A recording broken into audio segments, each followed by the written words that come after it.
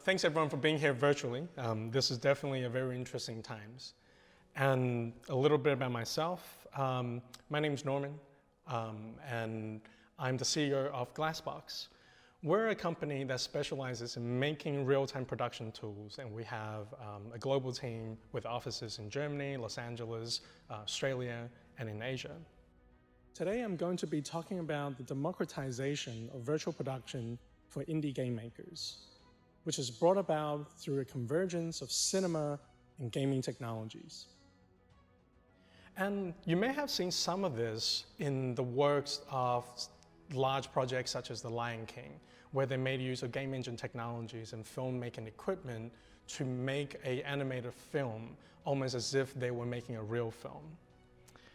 And more recently, we have projects such as The Mandalorian that broke new ground on how to combine real-time engines that are traditionally made for video games to transform how film and visual effects are made. But before we go into that, I kind of want to take a step back and think about the history of cinematic gaming. We've been with this term for a long time now, and we as an industry doesn't really have an agreement on what cinematic gaming really is meant to be. And here are some examples of attempts to making games cinematic. And this includes certain things like using live action cinematics, like in the case of Resident Evil and Red Alert.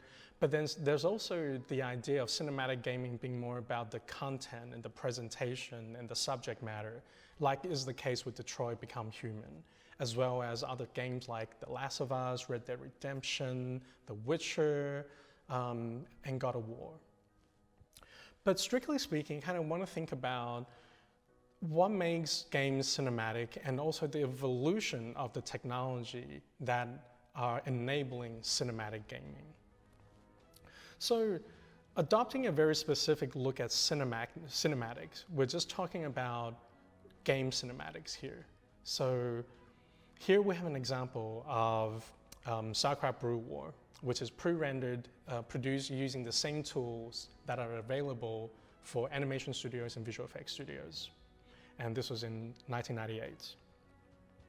And now, in 2015, for StarCraft, The Legacy of the Void, we have Blizzard also using tools and technologies available to animators and visual effects studios, but they're able to create a much higher visual quality because of the evolution of the technology and the evolution of the tools, and also the evolution of the artists themselves. But here's a really interesting intersection of real-time cinematics or in-engine cinematics, where we're actually making use of game engine technologies to render basically game footage, but to a quality that approximates the pre-rendered cinematics of yesteryear. So now I want to talk about cinema. When we talk about cinematic, we have to talk about how cinematic references the idea of cinema.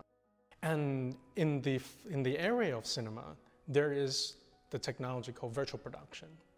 And it really is about making use of technology to emulate certain aspects of filmmaking.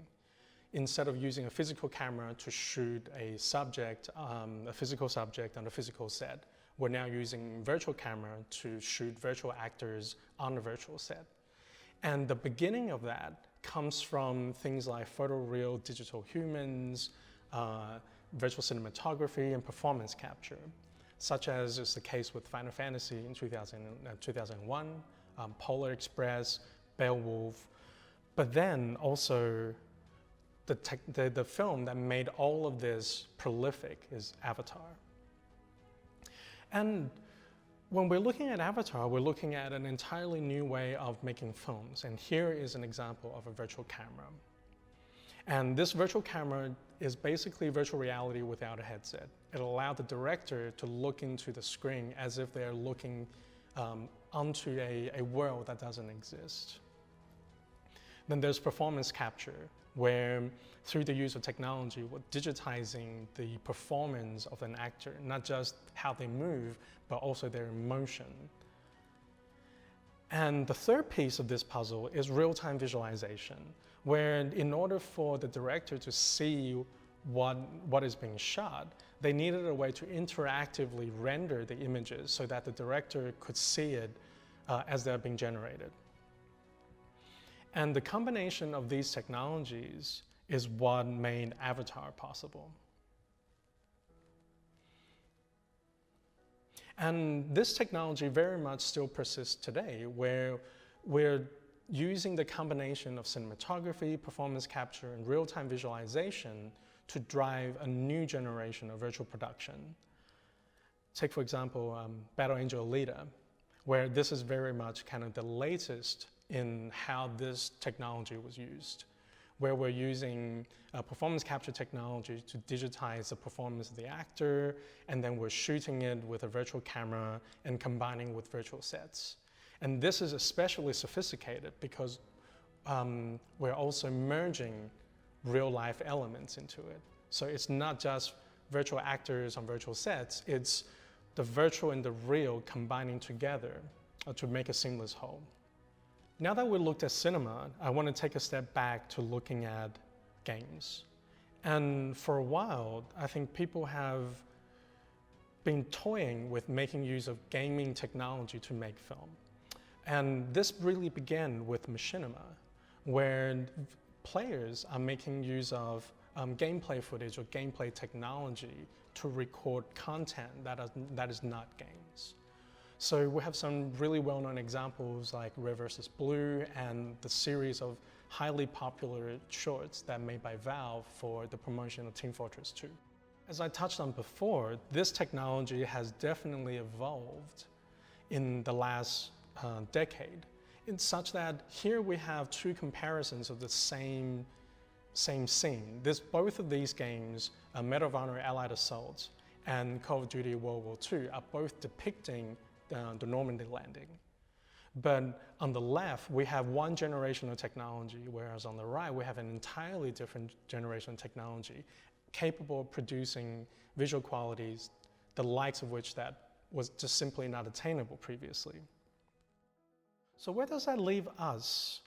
Well, now that the technology behind real-time rendering has led to an exponential increase in the computing power available to us, and we have real-time rendering that are approaching the level of pre-rendered animations from last decade, we're sort of looking into an area where the filmmaking tools that were somewhat originally meant for very niche productions beginning to be applicable for a broad range of users.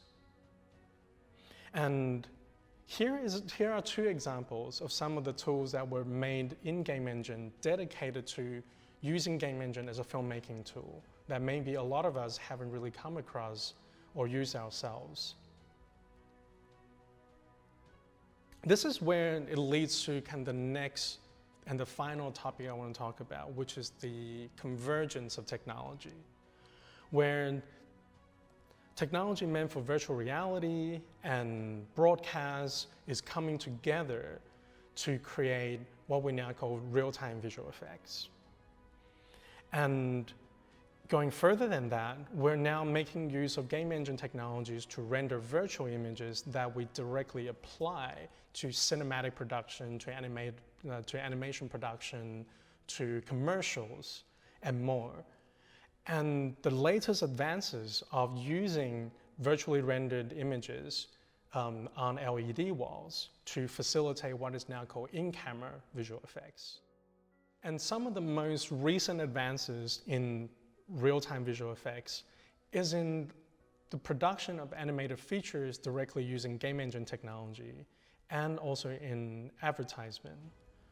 But perhaps the most influential is the use of real-time technology to render what's now called in-camera visual effects, where in combination of display technology, we are displaying the virtual world together with all the live action components so that the virtual visual effects is a part of the camera plate.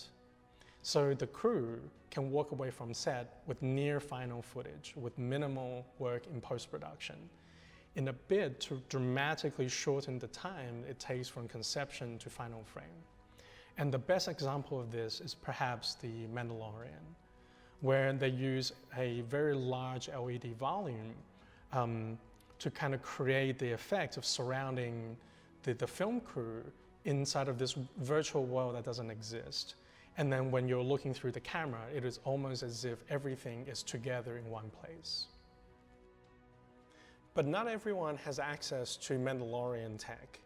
And ultimately, the real changes comes from the advances in latest technology, making the great ideas from a decade ago cheaper, faster, and more available. And that leads to the topic of democratization. In democratization, we're talking about affordability, availability, and the usability of the technology. Like, for example, we see this general trend of highly specialized hardware becoming increasingly more available and highly specialized tools becoming increasingly more available. And generally, we're kind of moving from something that would cost millions to something that would cost thousands. Take, for example, over here, we have a specialist real-time renderer that was bespoke to the project all the way through to something that was running on a consumer device. And likewise here, on the one hand, we have highly specialized camera tracking and camera robotics through to motion capture technology, and on the low end, we have consumer-centric augmented reality and virtual reality technology that approximates the capabilities of the tools that used to cost tens of thousands of dollars. And this is also true for performance capture, where we're talking about highly studio-specific pipelines on the one hand, professional tools in the middle, and also performance capture using consumer-centric devices like the AR kit on the lower end. And for example of how this new democratized virtual production technology is being used by independent studio to create content, here is Infinite Reality, who is working on the latest project, Morav.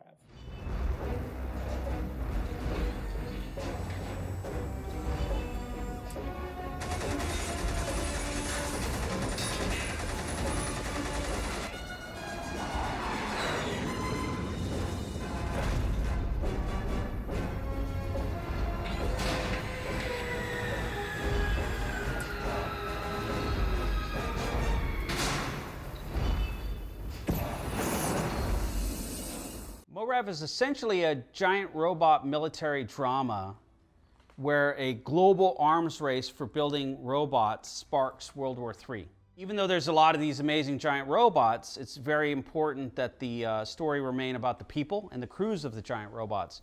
So the seamless integration between visual effects and the story, including the robots, is very, very important. Since partnering up with Fonco Studios and Fawn Davis, we've been able to take some of his miniature creations and digitize those for the game engine. The real-time visual effects pipeline in the Unreal Engine has been a game changer for us. You know, we can build these effects and particle sims right out of the box, and we can see these things in real time. So once we have the boards all worked out, we're going to plan our performance capture. With the combination of Glassbox Dragonfly camera system, we'll take Faceware for our facial performance capture, Perception Neuron Studio Suite to do our motion capture. We can put out hundreds of shots in a day to experiment with what direction we want to take our storyboards and our final edits. This would have taken weeks before animating cameras by hand and trying to set up our shots. But because of these virtual production tools, that changes everything, and we can do this in a day. Big benefit of using real-time for me is how fast that we can put scenes together, shots together. You know, with our basic VFX pipeline, it works the same. We get the animation out, the models out, but now we're not going into this post-processing part of the pipeline. It's as we're creating it, we're actually putting it into the scene and we're seeing it come to life immediately. A special thanks to Dane and his team for allowing us to use the materials from the MORAP project. And if you have any further questions, sorry I can't take audience questions given the circumstances, but you can visit our website and send us an email if you have any further questions. Thank you and best of luck.